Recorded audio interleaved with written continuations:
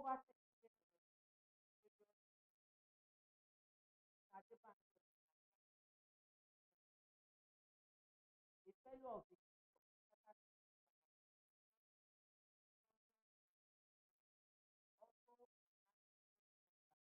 also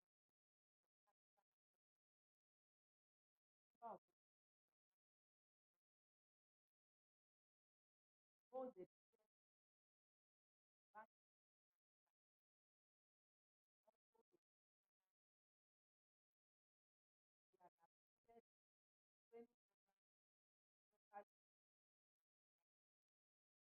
in the village managers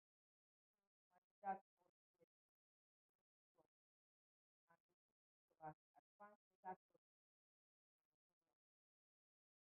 His working career started in 1992 when he joined as a consulting outfit and was seconded to National Oil and Chemical Marketing PLC, now Corn Oil PLC, where he worked for 4 years till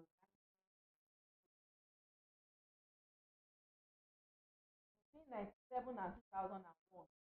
Yomi practiced in various firms and worked as company secretary for company Vintage Insurance PLC, then Central Insurance Company Limited, Nokia Holdings Limited, and a host of other companies.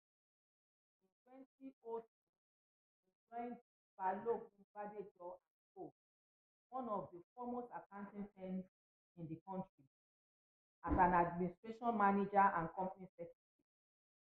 In April of 2003, he became the Chief Executive Officer of First Registrars Limited, a foremost company secretarial firm affiliated with Umbakogo and Co. While with First Registrars Limited, he consulted for numerous companies, both public and private. Thereafter, he joined 15 Healthcare PLC in 2009 as company secretary, a position that he holds till date.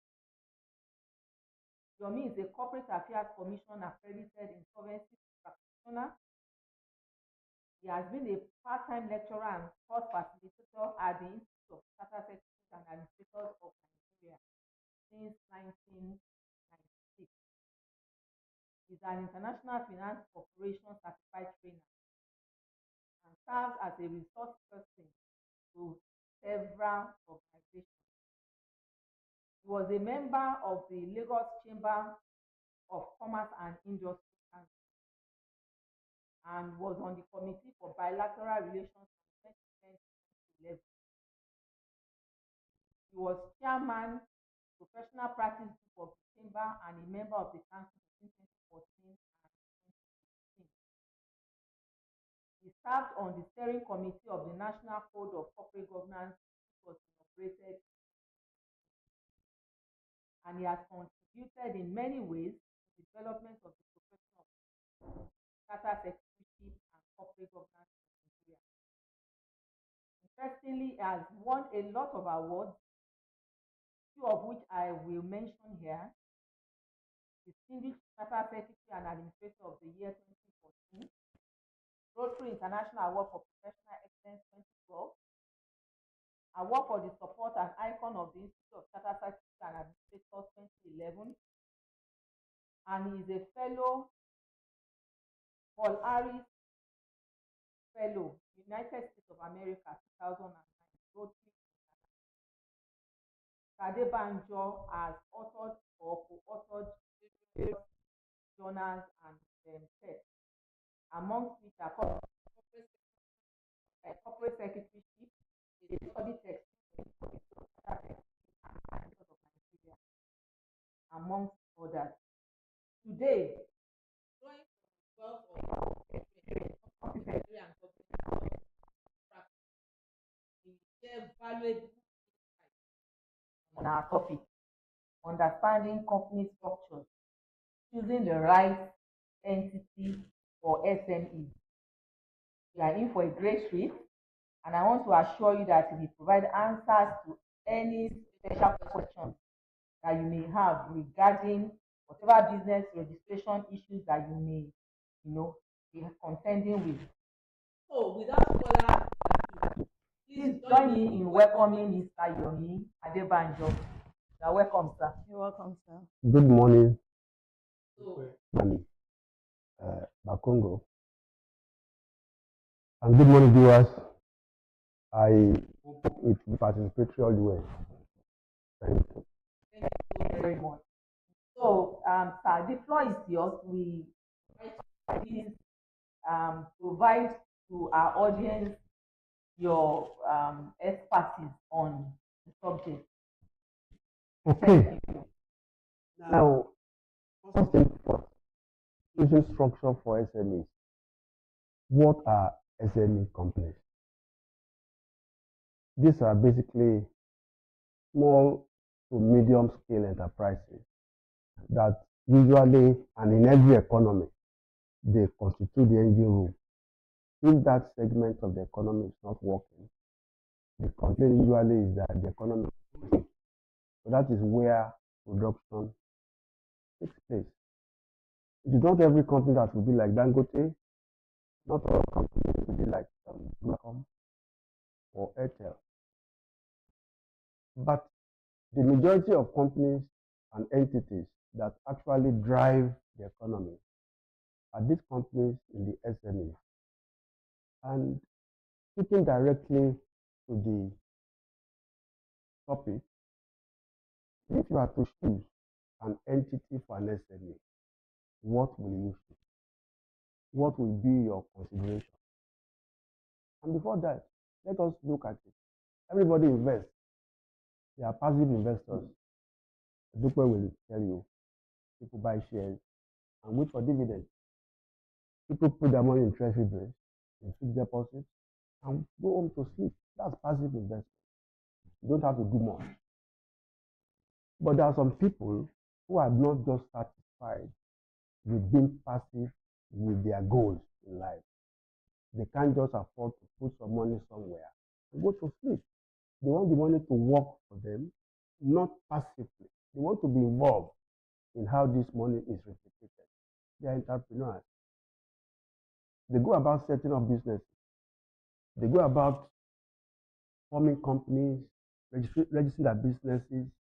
They go about, if they're professionals, they go about growing up. They don't want to work for anybody. They want to use themselves for themselves. These are the people we want to talk about, not investors. They are both investors.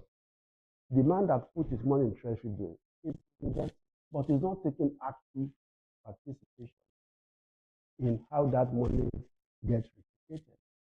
That is different from another man who took the same money and say, you know what, I'm going to start this money. I want to be actively involved. These are the entrepreneurs. These are the people we want to talk about when they try to separate themselves from the businesses they are formed for purposes of sustainability. What they are looking for is, I've started this endeavor. This business has been started. I want it to survive me. I want to pass it on. I'm not like that man who put his money in dividends and all he's getting is dividends. I'm not saying that is not also good, but for the topic of today, we are talking less about them. We are talking about the investor that is actively involved in creating value for not only himself, but also the society at large. When these things happen, they usually come in the form of, I want to start doing my thing. They start doing these things to a point that they can no longer hold it in their rooms. Take the instance of a woman doing plantation. An entrepreneur. He said, I won't work for anybody, but I'm going to grow this business to any level. He started from his own kitchen. A time came, he wanted to label it. A time came, he realized that people were always queuing to buy his plantain chips. What can I now do about this business? It's going beyond me alone. What name can I call it to differentiate it from others in the market? But this is what people want. It's not the one at the Ankara market. They want this my own particular. How can I differentiate? Then it comes to you. Let me label it. When he labels it, it's going into business. That name must be such that we can reckon with. That name must be such that has weight in the realm of the business world. You then ask me, I want to form a business. I don't even have enough money anymore to run this business. I want capital. Who can I talk to? There's nobody you will talk to in the formal sector for money without asking you, who are you? How are you registered? Apart from the alajos, you want to be able to approach the formal institution. Then somebody tells you, why don't you form? You have to be able to choose what kind of company am I choosing at this level. That is why we go into the various types of companies that the law in Nigeria, the company law in Nigeria, allows us to register. If the step can go down. Now, we've spoken about SMEs and we've described them as entrepreneurs. What do they basically do? They are described by McGraw, and it is there for us to see, Hills and McGowan, 1999, that they are the risk takers. They are people who set up businesses not only to advance their own causes, but also add value to the society at large. And we go on to now ask ourselves this basic question. What are the various types of companies that are available for SMEs? And how should they choose? What factors will inform their choices? And I will refer you to the Companies and Other Matters Act, section 18 thereabout. If you are one or two people, you can form a company. Companies can be formed by two or more people. What we are discussing here is what kind of company, what structure befits your ambition, what structure befits the kind of business you are doing. And if you look at it critically, we have companies that are limited liability, usually formed for purposes of making profit. But even when you say a company is limited, it's a limited liability company. It can be private, it can be public. A private company is one owned by two shareholders. And under our laws today, a single person can be formed into a company and will still be able to run it. But being able to choose that this is the best fit for this kind of business or entity is the key thing we are trying to look at. Therefore, for most entities, for most organizations that are interested in making sure we run this business to be distinct from ourselves, we want to separate Yomi Adebanjo from the business he's doing. He can register a private company limited by share. Good enough, one person can now be formed into a company. What he is trying to achieve is a distinct personality. He wants to be able to separate himself, the risk he has taken, from his personal belongings, so that his own personal belongings are not affected by the misdoings of the company that he has formed. Are we communicating? That is essential for this consideration. The next step, of course, is to consider if this company is to be formed, what advantages am I getting by forming a company? Why am I not forming this type of company? Why am I forming this type of company?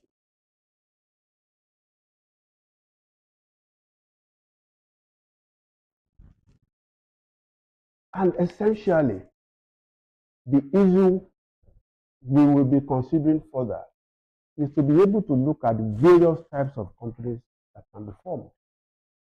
This needs to work.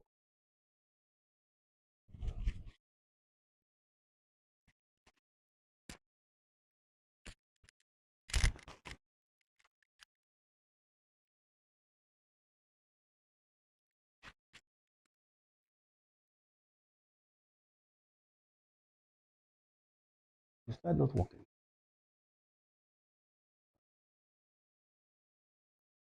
Now, the various types of companies that can be formed, you can find them in Section 21 of CAMA, and have limited companies, in which case the liability of members is limited to the amount of shares they have bought. You can also have companies that are unlimited, and you can have those that are limited by guarantee.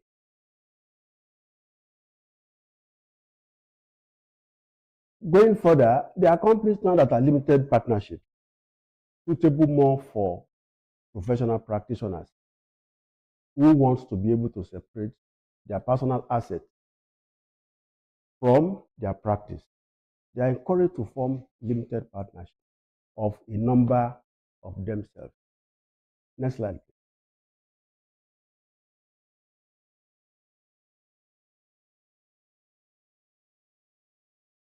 All right. There are other types, and we can talk about limited liability partnerships provided in Part C of CAMA, Section 748 to 794. There are also limited partnerships at D, and there are business names.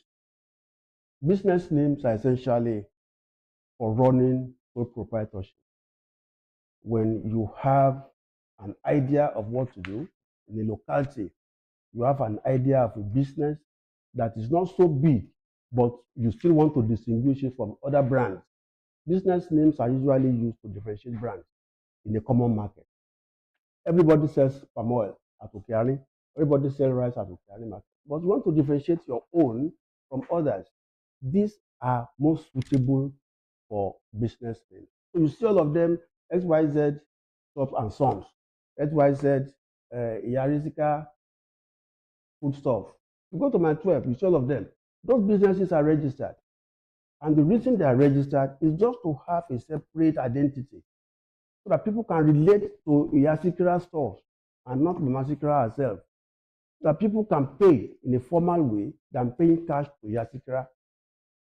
So that an account can be opened in that particular name and not just in the name of Masikira. So businesses of that nature, sole proprietorship, usually go to pursue their ambition through business name registration.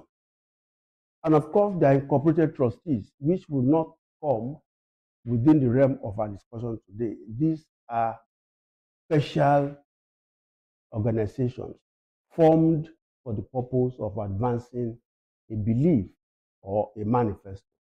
We won't talk about that, but essentially we'll talk about companies. When now choosing a company, what are the considerations you must have? You must have consideration for a number of factors. Next slide, please. These factors will include your desire for personal protection. Are you still comfortable with the way you are operating? Are you still okay the way you are running? Or the scale has gone beyond what you can manage alone? If that risk is becoming too much, you may think of, let me separate myself from the affairs of this company and give myself some shares. This would be a major consideration. Next one, most sole proprietorship prefer to be distinguished in terms of what they do. They want to separate it from others. Other factor is control. How much of control are you willing to allow? Do you want to continue to control it yourself? Do you have anybody you can trust to come with you in this business? You can do a partnership of a limited liability company, just as you can do a partnership of pure partnership, as in partnership deed. Of course, you will look at the entity itself. Does it require a special license? Does it require to be formed and run under a vehicle that is different from others? For instance, you can't run the kind of business First Registrars do as a business name. So you have to consider what industry will you be playing? is this a business that is required to be registered under this kind of thing? If you have an enter for a church, pardon me, if you an enterprise for you, to register it, you first of all must ask, how can I register it? Can it be a business name? Of course, it has to be an incorporated trustee. So essentially, the kind of business you want to go into will also drive the kind of registration you should go for. Again, the capital requirement. What is the capital requirement for this kind of business? You want to set up a microfinance bank. It's different from somebody wanting to set up a commercial bank. So in that regard, capital will drive you into the kind of business you want to form. If the capital is too much, I'm not sure if there's anybody who spent up to 60 years of his life and has saved 25 billion naira, or spending 30 years of his life and has saved up to 25 billion naira, not doing business before and wanting to go into banking. So this kind of capital may also push a promoter into looking for partners, into looking for the kind of business that will reflect that people will have to contribute money through shares and the like. So you want to form a company that is limited by shares as a private or as public company. Next slide, please. Other consideration will be tax consideration. What is your tax appetite? A businessman trading under a business name will pay just one tax because it's not different from the business he has incorporated, he has registered. Yomi and Sons, as a business name, will still pay the same tax that you have to pay. You won't assess Yomi and Sons and assess Yomi because our identity is still the same. So if you want to manage tax as a starter in business, you probably want to be careful not to go too far into registering a company limited by shares. You want to start small and grow it gradually. You start with a business name. You differentiate your brand. And in so doing, you are still able to protect your financing. You are still able to conserve your funds. The bulk of it is not going into tax liability. The same tax you are assessed for is the tax that your business is assessed for. But there is a fusion of both of you. You are one and the same. Again, for quick growth, growth may also force you into wanting to register a particular type of company. You just want to start big. Like many of the banks in the past, you want to start big. You start looking for partners. You know you can start small, but in this kind of arena, you have to make your impact as quickly as you want to. Therefore, that may also inform the kind of business you form. You want to go into, let's say, form a company limited by shares, a certain level of capital. And again, still looking at what will inform the kind of entity, the kind of structure you go into, you will also want to consider, is this business requiring a particular license to operate it? Where will the license be conferred? Is it on me as an individual or on a company? If, for instance, you want to go into telecom, you must register a company. As a carrier, a license must be obtained. On whom is the license conferred? Is it on you as a person or on the entity that you register? That will also inform the kind of entity you want to go into. Next slide. Now, how will you register all of these entities we have itemized? Let's not forget what we have done here. We have itemized that you can register a business, in which case you are trying to separate your brands. If you operate in an open market where consumer goods are common, or you are a practitioner of any profession and you think you must differentiate yourself from others, they should know you separate from any other person. You want to have that image of running a business name will go. Secondly, you want to run specialized line of business that require minimum capital, that requires by law a particular structure. And I gave an instance of companies in the financial industry. People like First Registrars, I mentioned, stockbrokers, I mentioned, and others in the financial system. The requirements are there that if you have ambition of running a business in this line, this is the minimum expectation in terms of registration. So that will go for a company limited by shares. We went further to say that there are other varieties of entities: limited liability partnership, limited partnership, incorporated trustees. All of these have their own peculiar needs and they fit different purposes from the Ajelogo Industries Limited. And when that ambition or desire is denoted, is confirmed, advise the regular or the appropriate kind of entity to be registered.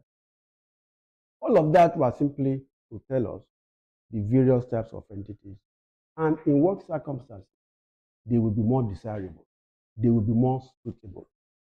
Now, I take my viewers as laymen who will now have to register this company.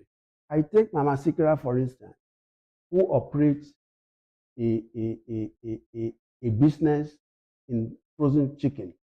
I take Mr. Nicholson, who is an accountant and just coming out from the institute. He wants to practice. I take Edupe, for instance, who want to run a registrar's department and the likes. They now want to register this. What should they do? You should approach an accredited Corporate Affairs Commission agent. For this purpose, a Federal Secretary, a lawyer, or an accountant who is already accredited. Brief somebody. This is what I want to do. I've run this business for a while from my kitchen, but I think it is time for me to be distinguished. I want to label it. How can I go about it? People pay me cash.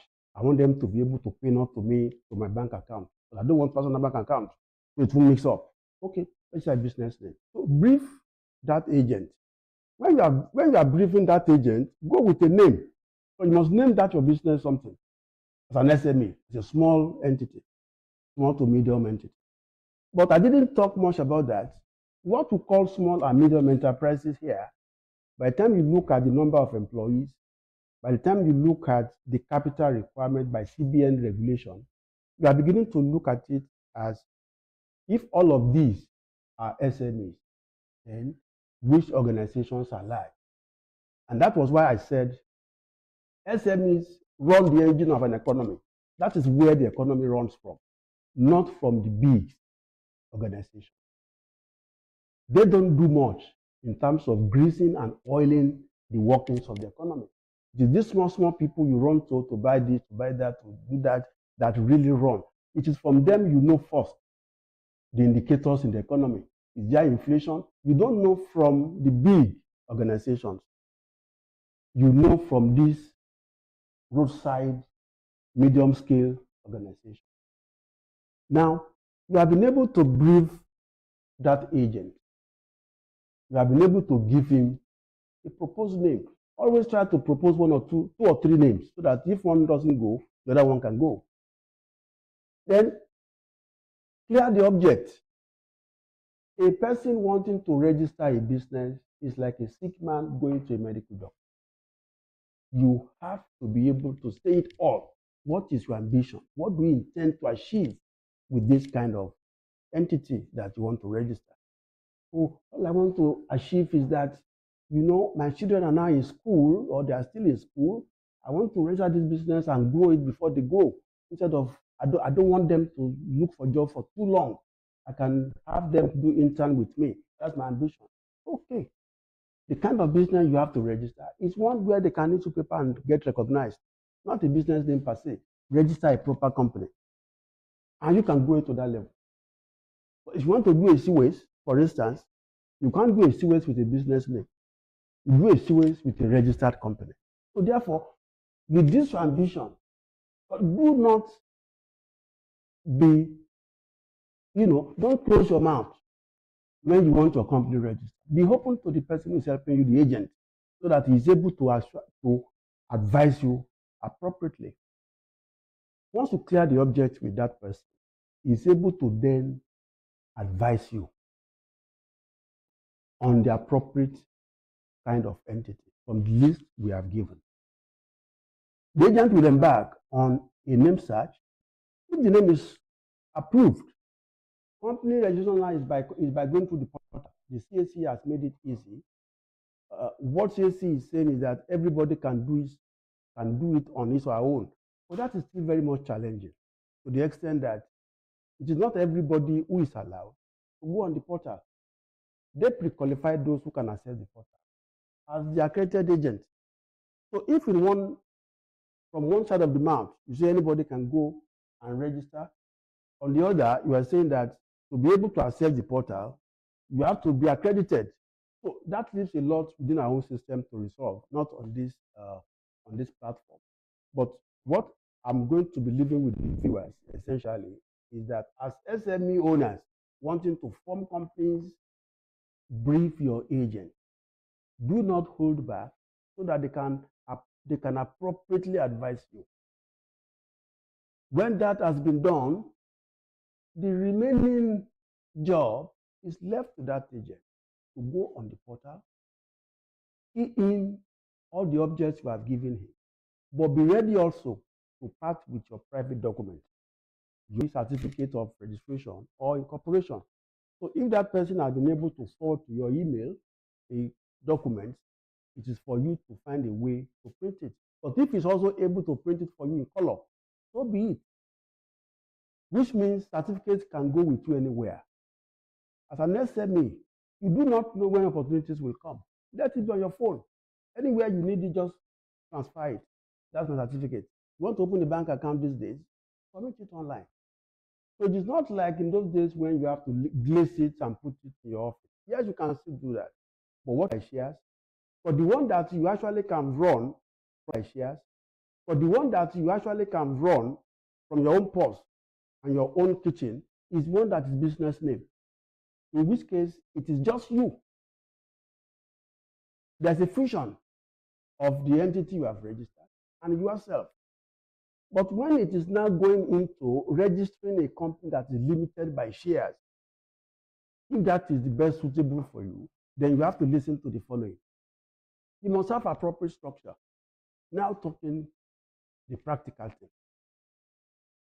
You must have good structure, which include you must run in a manner that makes no one person inevitable. So what you told me at the beginning is that you want this company to survive you, which means you are looking for sustainability. And if you want sustainability, you must be ready to put structure in place that engender that sustainability, which means let the company be able to run on its own. From day one, put structure, put policies in place. Everything is not by your discretion. Anything done today can be done tomorrow on the same precedent, not because what you think you should do part-time is what you do. You want that company to survive as you want it, put structures in place of independence. When you are not in the office, let the company be able to run. 2, hierarchy and reporting lines should be clearly defined. Then independence is very key. Next slide.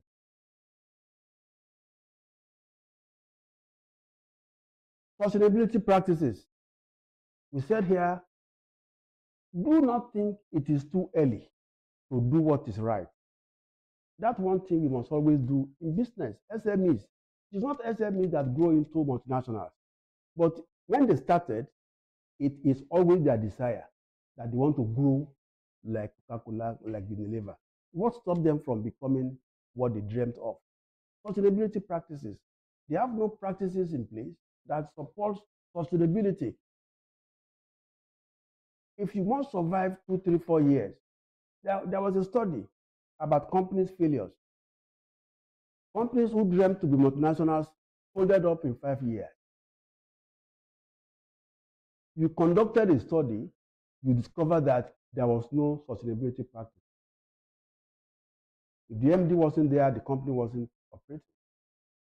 And you want to sustain it. Next slide, please. Just stay there. Controls we put in place. You must have controls. Everything should not be based on this is what we want to do. Control in two senses. Control in terms of you have a time, an objective, and you have a means of checking. Have you met that objective? That's a control in itself. You are going from here to Ushudi. Set up a control. This journey should be like for 10 minutes. That target of time, you can set controls around it. It is 8 minutes. Where am I? Is it go slow? Can I change my route? That is why companies change their names. That is why they change their logos. That is why they change their house colors. They just discovered that this image is not reflecting their goals and ambitions. It's a control in its own. It's also a control to say that let every task and processes in the business be subject to a form of internal controls. Let somebody be independent in the system that all he will do is to check whether you are doing things the way you say you do it. That you said, you gave me your manual, this is what you'll be doing. Let there be that man who will from time to time come to help you. As an SME, part of what you can do is to engage external accounting firms. They do not only come to do auditing, they sometimes also come to provide accounting services and internal controls. Let them tell you, this thing you are doing is not right. This is the way, this is the way, this is the way to do it. That is for sustainability. SMEs are lacking. I could remember my days even today, I'm still there. In the days I was an office holder at Lagos Chamber of Commerce. You know, in that place, you see all sorts of companies that we manage, that are members of the chamber. You will engage them. What is your business needing now? We have to go as far as, at that time, Mrs. Mabugunja, if it's a viewer on this, you will probably see what I'm saying. We have to go and engage people to do a kind of, we did a CD. We said it's for SMEs. It's one stop. Anything you need as an SME, just slot that CD in.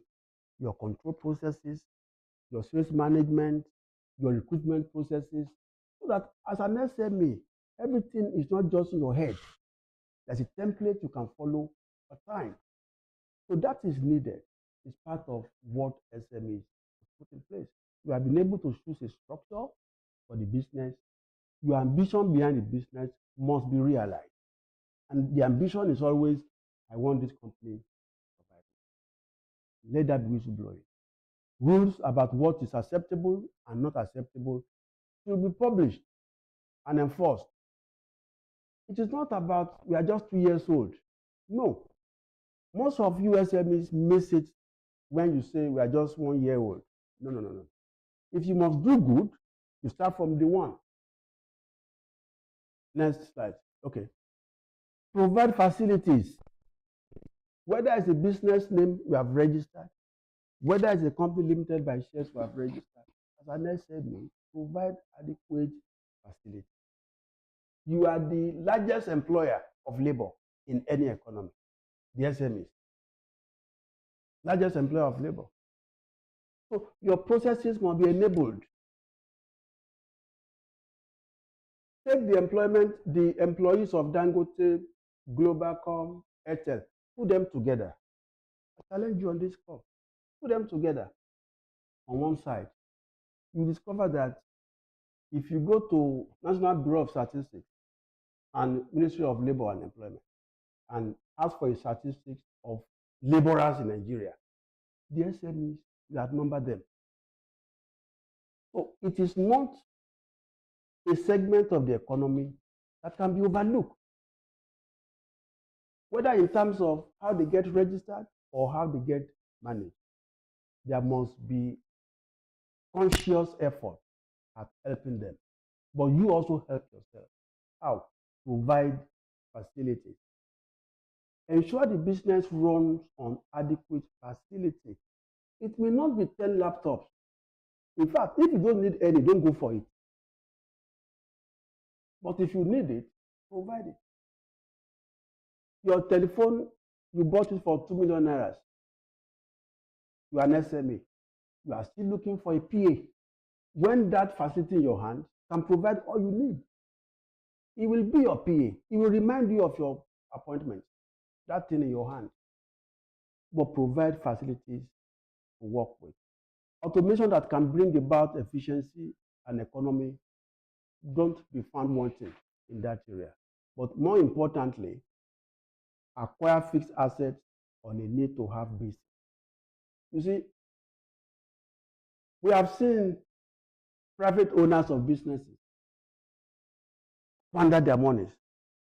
They buy latest vehicles, and it is vehicles are named one of the 7 bad habits that drains but don't give you back money. Yes, vehicles, latest vehicles. I challenge you, all of you on this call, go and see the kind of vehicle that Bill Gates is driving. Just ask. You can Google it.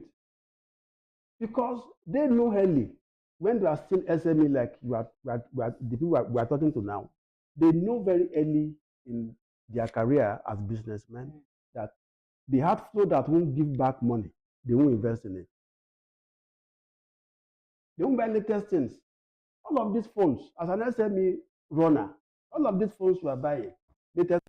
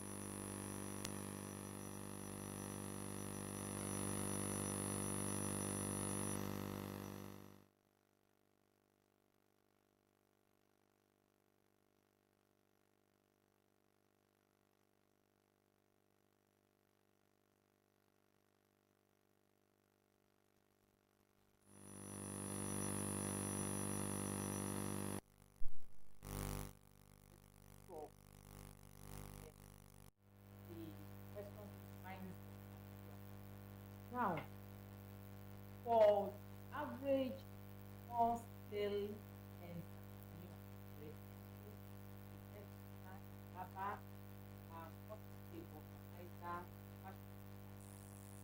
ẹja, like they say in Kapala, Mateleron, Loko, or Yalata, a caterer, maybe a farmer, the farmer out there, or the block maker out there. If they come to us for advice on what kind of business entity to register, which business entity would you prescribe for this kind of small scale entrepreneurs that will best serve their purpose without imposing um, too much liability on them in terms of maybe rendering returns and governance, and you know what the all the framework that usually guides limited liability companies and public companies that will not choke their businesses in any way. Which business structure would you advise that they register? Such a way, they should go for a business name registration. Because, Business name registration. yeah, because at that stage, what they are basically looking at for is differentiation. They want to brand themselves. So the cost they will bear at that time is cost of marketing, where they will buy handbags and label it. End of the year, they give their customers, the burden of having to produce accounts that is audited is not yet on them. The burden of having to be assessed for corporate tax is not there yet. So it is a stage for them to launch themselves, to grow as quickly as they can before they also become tired of the need for expansion. But when that time comes, they need to expand, they have to be thinking of other levels. But at that level, differentiating your brand, forming a business name, then be able to market as effectively as you can. Thank you so much, sir. From your answer, I can it seems to me that the average small scale entrepreneur, such as I've mentioned, pure water producer, block maker, farmer, caterer or baker, and the like, it appears that they do not pay tax. Do they pay tax? Are they required to file any returns, in whatever shape or form? You see, you have scale can be different. When you say block makers, a bag of cement now is 10,000 naira. And to go into that business itself, the kind of capital you need, land, etc., is shooting you beyond that small that you said when you said Babas, Yalatas. The kind of capital that a block maker will need. In fact, there was one in my town, ALM block industry. It's an industry I grew up to know. That can be different. That's a big enterprise. The fact that they are doing, they are moving blocks by the roadside. The value of the land itself in Lagos today. Into the level of medium scale. Medium scale. Rather than small scale. So now we are differentiating between small scale entrepreneurs. So depending on the capital requirement, that will enable us to know which one falls into the outlay. Yeah, the outlay. You understand? One kiosk, that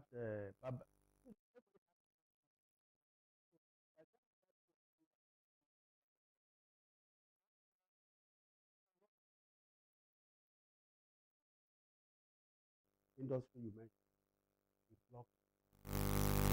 That has to be medium, and you come under regulation. They don't say we regulate you. Ladvika will come to you. What kind of block are you building? This is said that it's only house. You understand? As long as you come under regulation, this regulation is something you cannot hide behind just. You can be regulated by association. Barbers, they have their own association. That's not governmental. That's just trade group.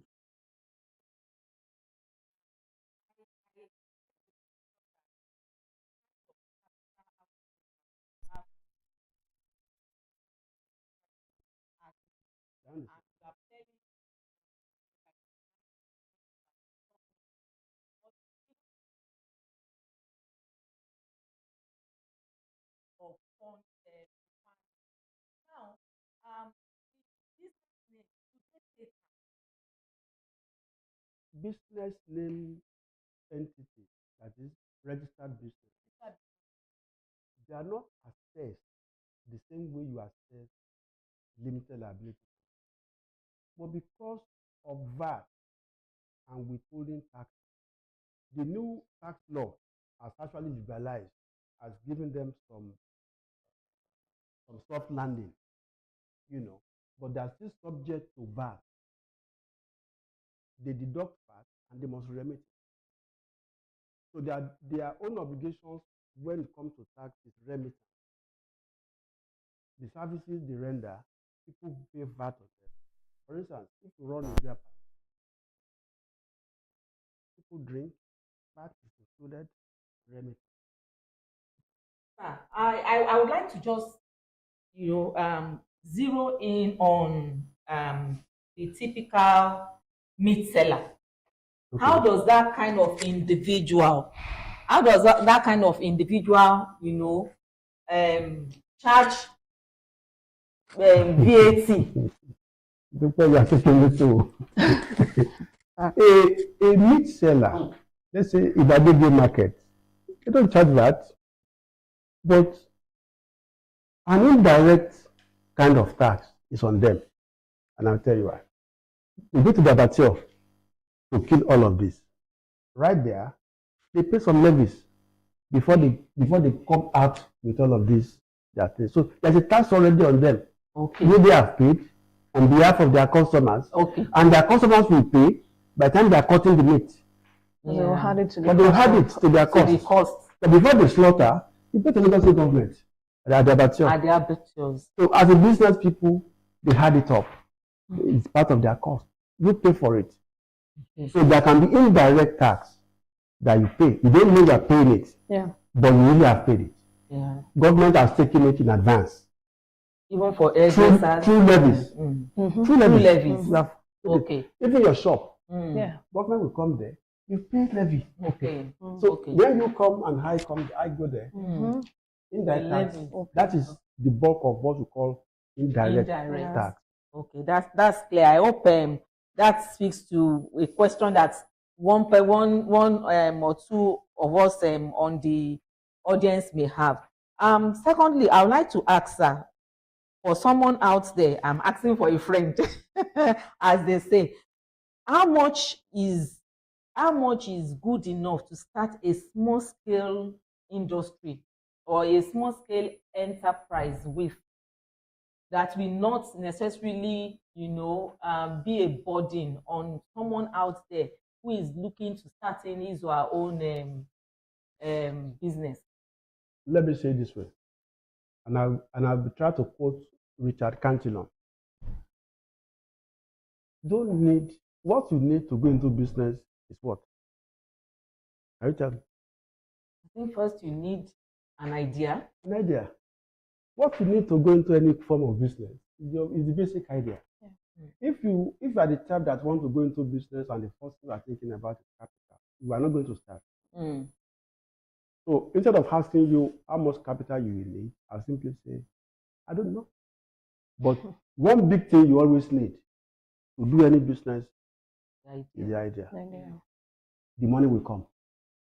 And possibly people have been described in this country, if you go through their biography, who had nothing to start a business. They just went to a friend. Out of what you are selling, give me. I'll go and sell for you and do a markup. From my own markup over the years, I will have money. I will have money. I'll add up my markup. Now they're a conglomerate. Wow. Do you understand? So for small scale enterprises, I would simply say the initial thinking is not capital. You are a professional. You are a professional. Tell me today if you want to go into business. I think of capital. No. But the capital can be here as well. Yeah. So what we call capital in the sense of entrepreneurship is not in terms of naira and kobo. There is human capital. Yes. And most SMEs, they rule that out at the beginning, that human capital is also capital that can launch you into any business. Most people forget. They forget that what they're looking at is money. Ask the Bill Gates of this world. Go read their biography. How they started. They didn't think of how much they had. So I get it. The that idea ideas rule the world. Ideas rule the It's world, an idea. and it's from your idea that you can, grow a monster. It's like a monster seed that once you have that idea and you put it into the ground and you begin to nurture it and you begin to till, to take care of it, it begins to grow. And before you know it, it becomes something that expands. So for someone out there, I want you to know that you don't need so much money to start your business. The question is, do you have an idea? Is there something that keeps going on in your mind that you think you can offer to people as value? Is there any value that you think you can add to the society? Is there any value that you think you can add to your environment, to your community? Look around you. Think about the things that need to be done, the things that are lacking, the things that will create value for people, and then begin to nurture your ideas around those things and see how you can start a business off of it. And possibly, if you have a skill that you have taken as an hobby, you can also use that as a starting point to create a business. So, in simple terms, for the average person out there who is possibly unlearned, how would you explain in simple terms the word business structure, such that person will be left in no doubt as to what we mean about understanding business structures? We just want to bring it down to the nitty-gritty, make it as plain as possible, so that there will be no doubt in our audience's mind about what we mean by business structures. Thank you very much. I want to address that mechanic now. When you say business structure, you are referring to, number one, your thought about what you want to do and what is the best acceptable way that will allow you fulfill your dream as quickly as possible. I'll put it again. You have a thought, you want to render it in surface. We are now saying, if you want to render this surface, what kind of toga, what kind of cloth will you wear for this your thought as you present it to the whole world as a business? Let's say, for instance, you are a mechanic, you want to be selling bolts. Aside from repairing vehicles, you also want to be selling bolts. You're asking yourself, how will I present this to the whole world? That don't mean that I'm the one selling this best bolt. How? There must be a way around it. But your bolt is not the only bolt in the market. So we're now asking you as a mechanic, the thought of, how will I take it to Jankara and they will know this bolt is the best. I'm the one selling it. It will patronize me.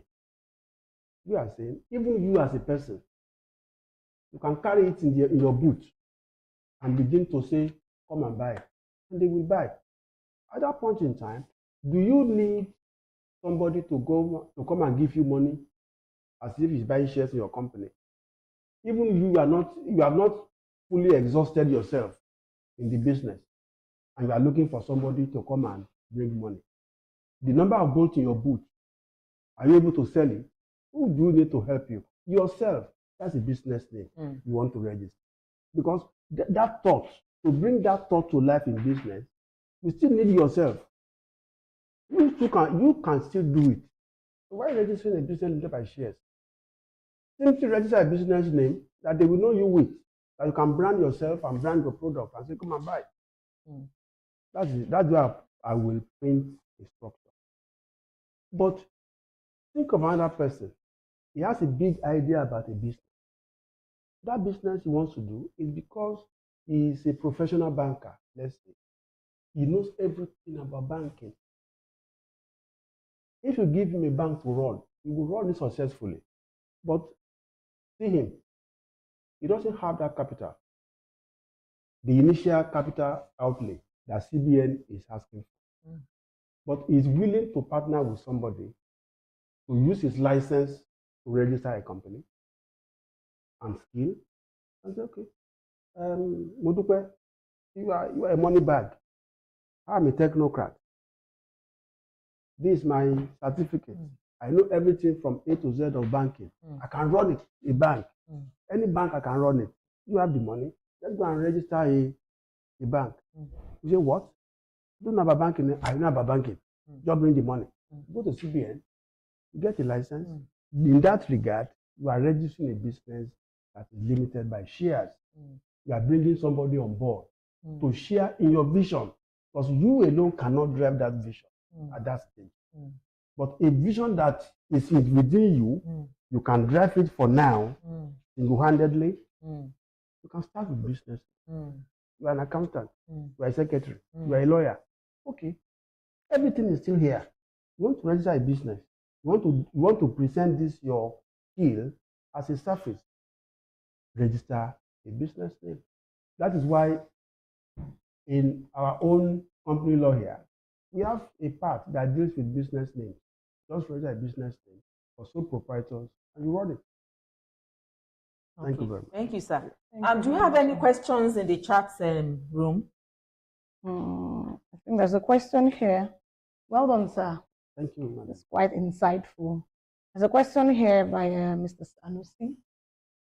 Okay. He's saying Nigeria's secondary market is grossly underutilized with great untapped potentials for growth and development of the economy as a whole. What is the First Registrars as a major actor doing to change the narrative? Can you take the question again? Okay, it says Nigeria's secondary market is grossly underutilized with great potentials for growth and development of the economy as a whole. What is the First Registrars as a major actor doing to change the narrative? Well, by secondary market, what Mr. Sanusi means to our listeners, to other listeners, is the activities of stockbrokers buying and selling shares in the capital market, at the exchange.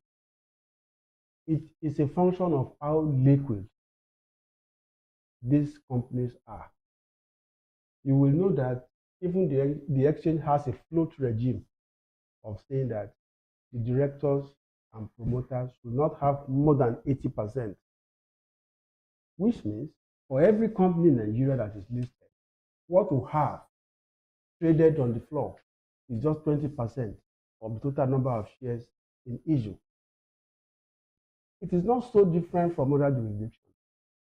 But the question is, in our own climate here, is 80% not too much to be held back by promoters? That will frustrate the market. Even only 20%. Yes, 2, 3, 4, 5 people will have 80% in their portfolio. It's in their purse. Not willing to give it out to anybody.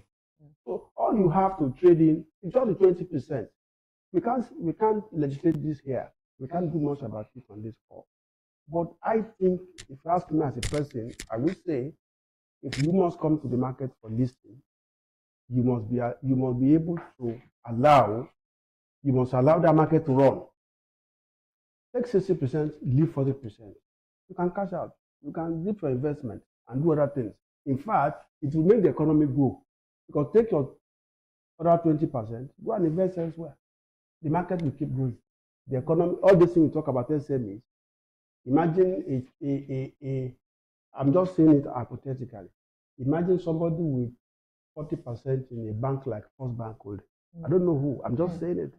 Imagine that person says, 10% I'm going to realize and allow the market trade with that 10%.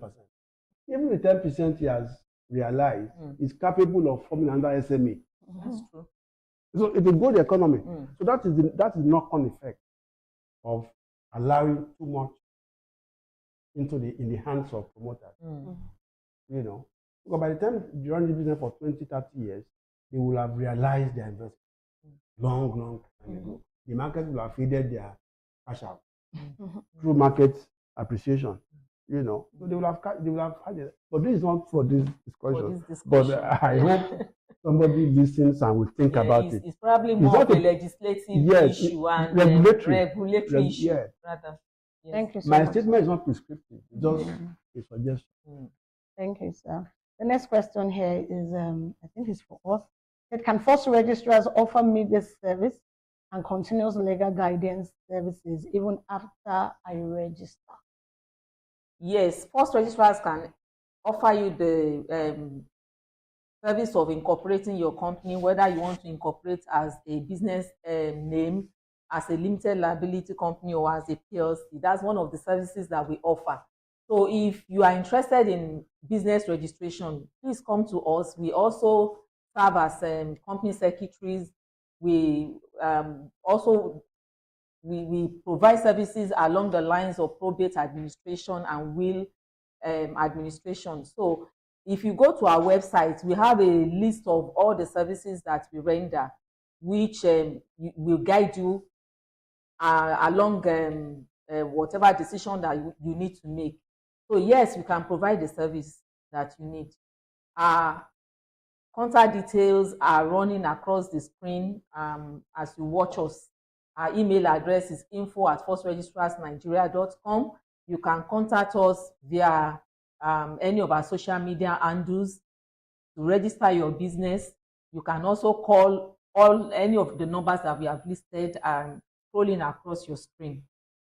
Does that answer the question? Yes, thank you so much, ma'am. Any other question? Lastly, for Mr. Yomi, this is from me.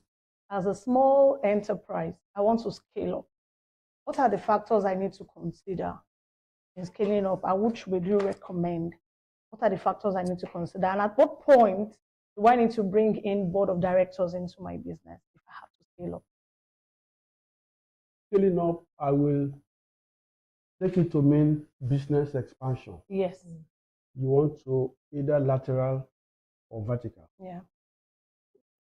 If you want to scale up, the little I have known of business over the years is that what kind of trust have you built? If you are registered as a limited liability company, you want to be able to go through your account, and say, okay, there's a history here. The last 5 years, this is what this company is. Consistent profitability, consistent growth. In other words, do you have a bankable record? If you do, because the expansion is not only going to come from your own equity. When companies talk equity, when companies talk expansion, they also talk borrowing. Bringing in new fresh funds. They talk new investment. They talk new investors. Because expansion brings about investment. In that investment, you will need new investors. They may be equity investors. They may be borrowing investors. But you must first of all have a record that brings about trust. That's why you see companies 2-3 years old, because they know where they are going. They go for a big accounting firm to audit them. What they are doing is to give that assurance to the public. The time they need that assurance from the public, they already have it. If, for instance, I'm not advertising for any firm. E&Y, is known as one of the big four in this country. If a company started last 3 years with a capital of, let's say, 500 million, and they think they should use Ernst & Young as the auditors, one may think, why are they throwing away their money? They're not throwing it away. They are just building that assurance. They are building that trust that they will need in the next 2-3 years. By the time they throw this account at anybody, bank or any investor, these guys they are trustworthy. This auditor are one of the best ones. If they can give them this assurance, we can bank with them. So it depends. Build trust, build structure. There's no trust, there's no structure. Expansion becomes very. Thank you so much, sir. Can you check if we have any more questions in the chat room while you are doing that, Mr. Adebanjo, Yes, ma'am. is there any way that the government can enable SMEs succeed better in order to add value to the economy? What should the government be doing that it is not doing already that will enable small and medium scale enterprises succeed better in their enterprise? One thing, others will come after it. Let there be power. Wow. It's power. Let there be power. 24/7 power. That welder wants to operate.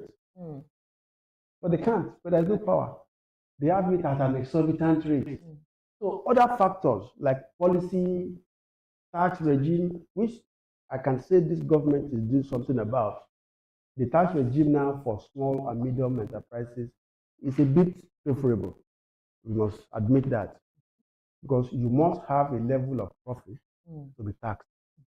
And this speaks more to the SMEs.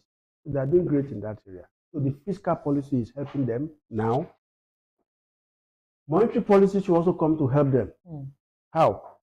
Let there be a lot of intervention funds only for SMEs.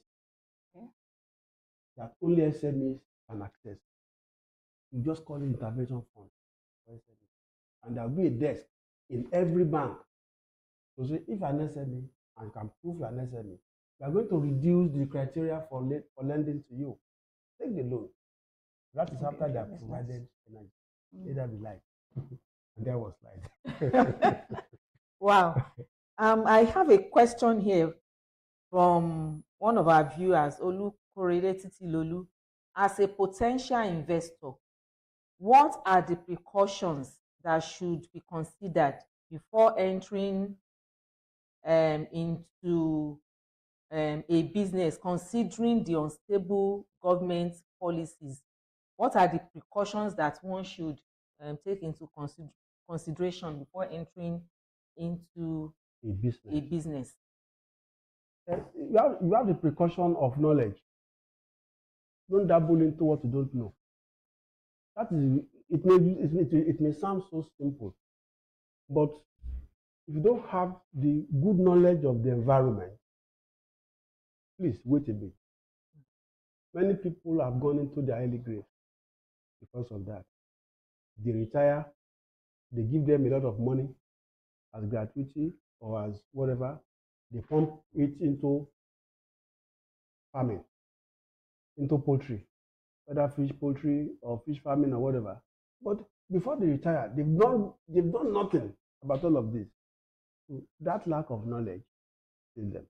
So as I'm sitting down here, what really comes to my mind is that one of the things you must red herrings that you must be aware of is that, do you have adequate knowledge? 2, do you have trustworthy people around you? Your manpower. Manpower. Are they trusted? But if you don't trust them to a large extent, do appropriate insurance. You can't take insurance out of your business. I'm not advertising for insurance companies, but for your confidence, for you to be daring and audacious in business, something must be there for you. And that is insurance. Insure your business. With that insurance at the back of you, always thinking there's something to fall back on, will give you the impetus, will give you the courage to risk, to take the risk. And all over the world, people who study 1 or 2 things in entrepreneurship will tell you they are risk takers, but take calculated risk and back it up with appropriate cover from a good and reputable insurance. That's what I was. That's a fantastic idea, because I realized that a lot of companies in the category that we are talking about, small and medium scale enterprises, they really take insurance cover for some reason, for reasons best known to them. I guess it has to do with the lack of trust in the system.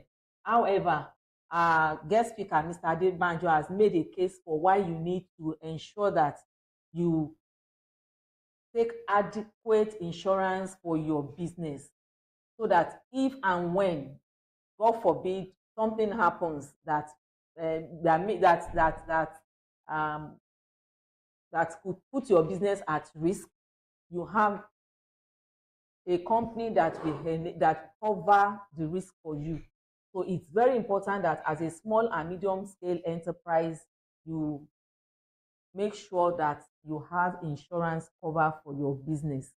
If anything goes wrong, Mr. Adebanjo, that reminds me right now. You remember during the NSAS movement, a lot of small and medium scale businesses some were wiped out because they were not insured.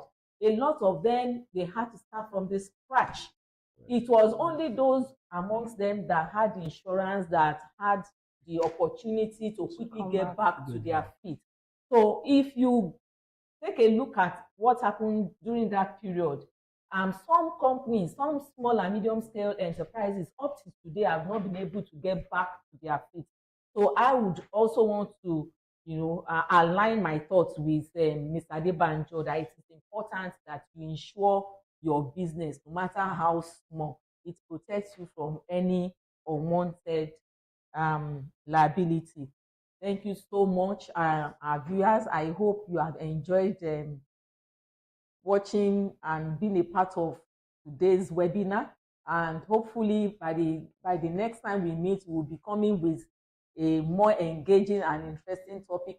We hope you have actually gained some insight into how to start your business, as well as some insight into the kind of structure that you can use that will enable your business to flourish and prosper. Well, at this point, I would like to say thank you to Mr. Adebanjo, and thank you to my co-moderator for being a part of this webinar. We look forward to meeting with you some other time. You can reach us on any of our social media handles. You can also send us an email at info@firstregistrarsnigeria.com. Our telephone numbers are scrolling across the screen, and you can as well see our contact address there. Please feel free to call, to visit, or to send us an email anytime you have any question. That we'll be very, very happy to answer you. We look forward to seeing you next time, and God bless. Bye. Bye-bye. Wow. Thank you. Thank you so much. Thank you very much.